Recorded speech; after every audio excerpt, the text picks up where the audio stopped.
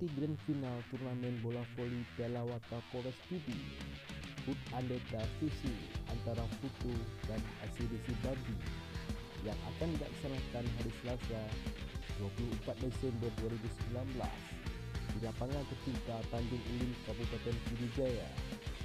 Dua tim ini akan habis-habisan memperebut juara satu Piala Wakapolres Pidi.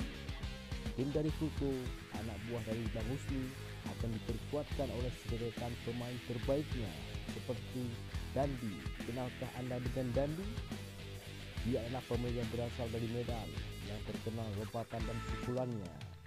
Dan lagi seperti Salda, pemain handal dari BI Indonesia, Jeffrey Kaswandi, MG Lina, Bom Bom dan kawan-kawan.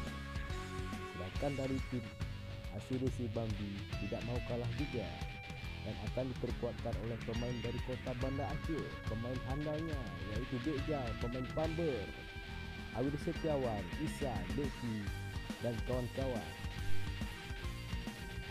Jangan lupa saksikan bersama-sama. Ketinggalan adalah penyesalan bagi Anda. Salam olahraga.